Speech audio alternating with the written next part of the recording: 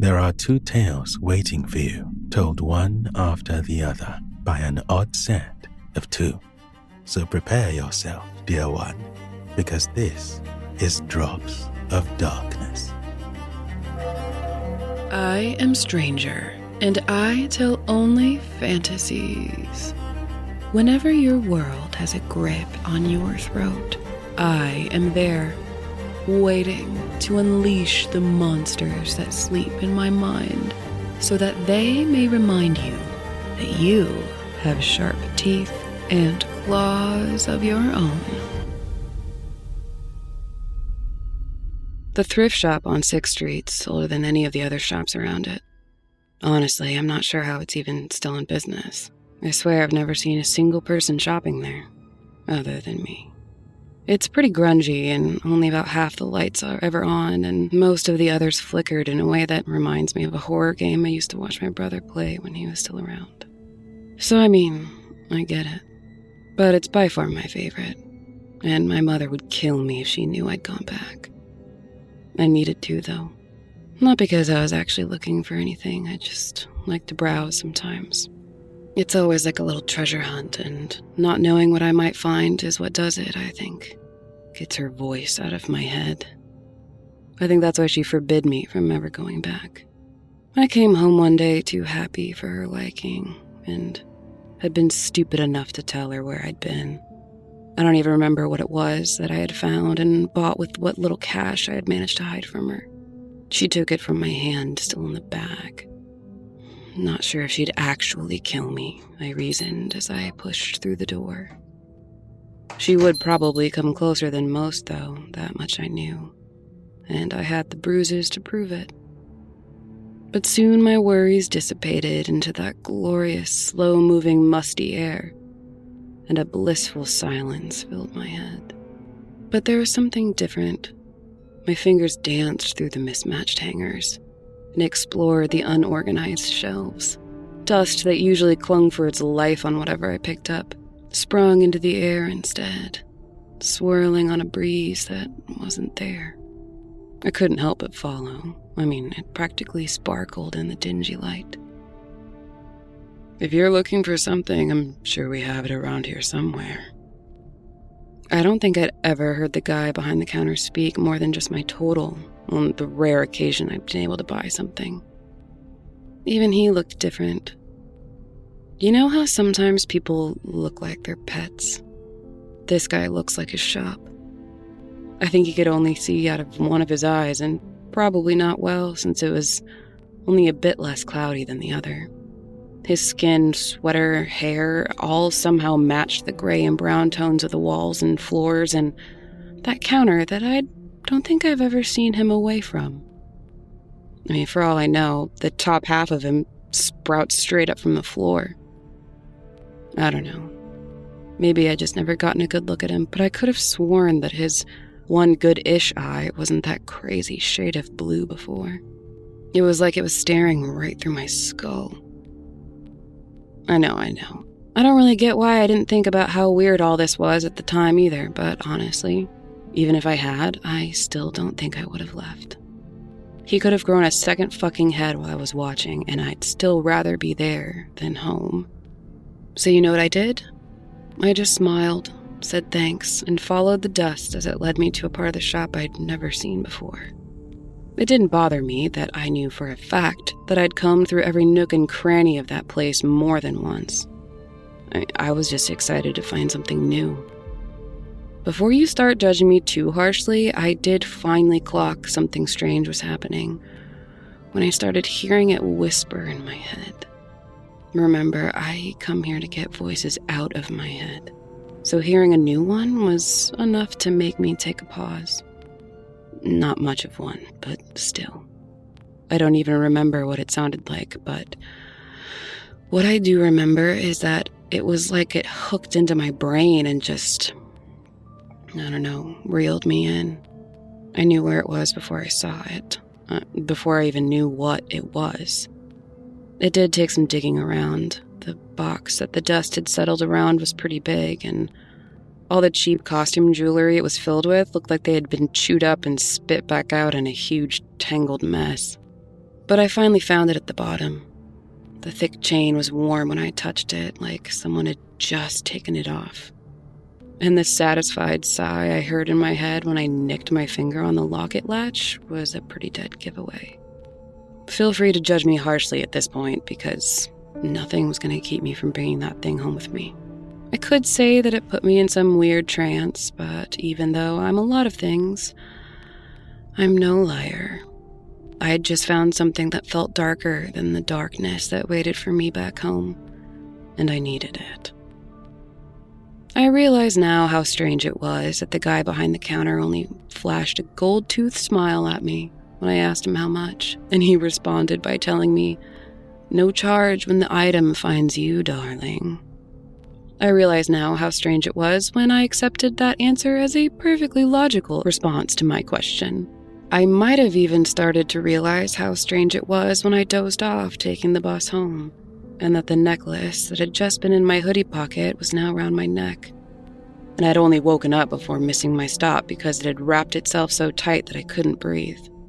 It wasn't until I walked through the front door and saw her that it all clicked, and I realized what I had found.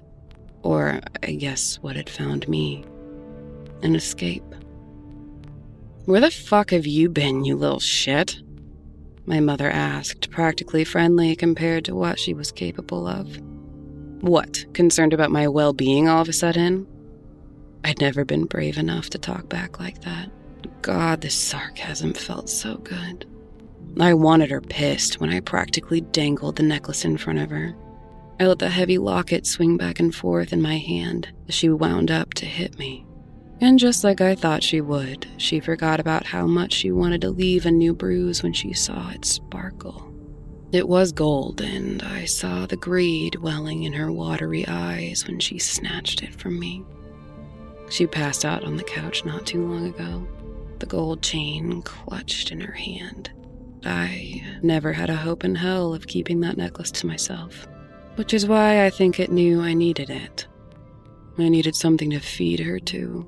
Something darker and scarier than her, and that sure as shit wasn't me.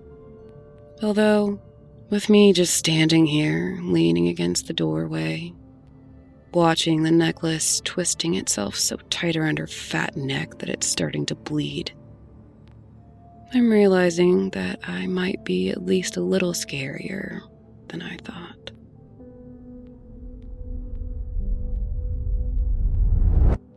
Hello everyone. In between stories, we like to highlight a cause that is worth our collective attention.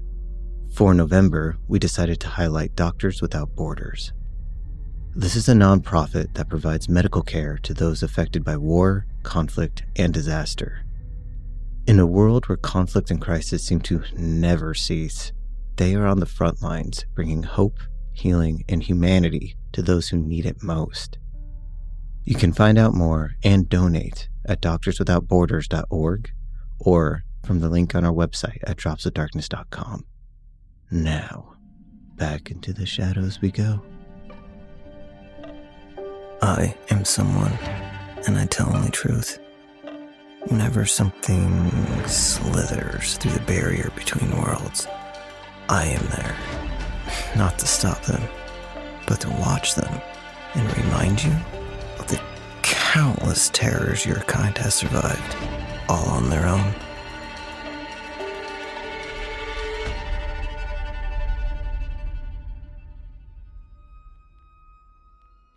What started as a new house turned slowly into a nightmare. We moved from the city to the country area of Kentucky. When we pulled up to this new house, I had a bad feeling. My bedroom was on the second floor of the house, while my parents' room was on the main floor.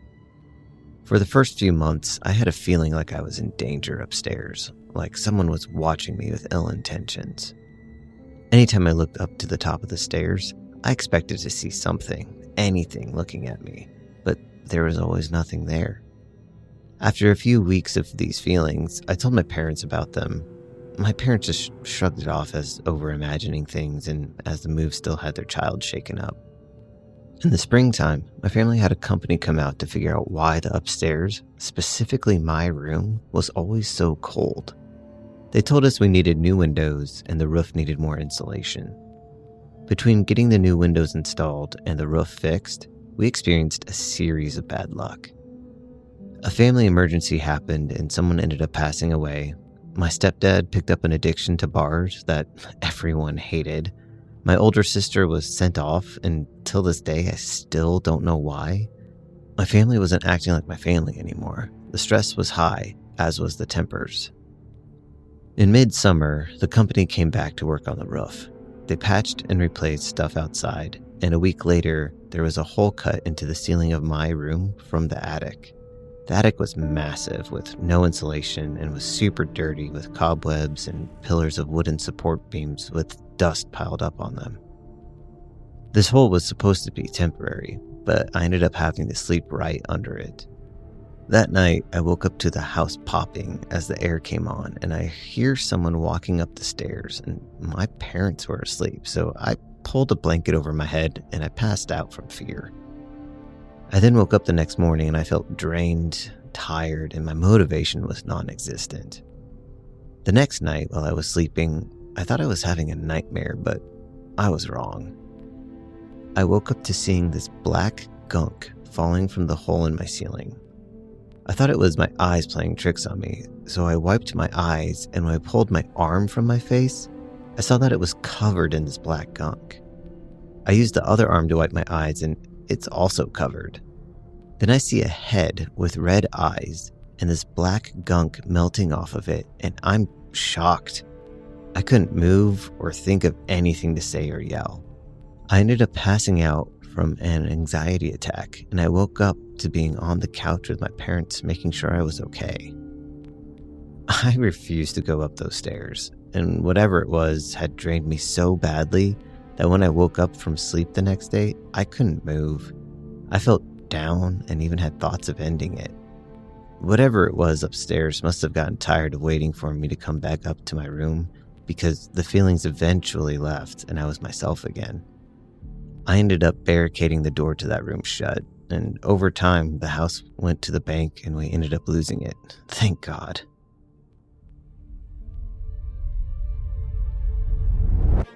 Thank you for listening to this week's episode of Drops of Darkness, which is written, voiced, and produced by Anodyne Vaughn and Cameron Helkuik. If you enjoyed your drift into the shadows, help keep the stories alive by sharing the show, leaving a review, and if you really want to earn the favor of these dark storytellers, tether yourself to their world by tapping subscribe. If you have a true paranormal story of your own that you'd like to be read by someone, you can make the offering to submissions@dropsofdarkness.com or through the form on our website. Until next time, dear one, and remember, when the darkness looks your way, hold its gate.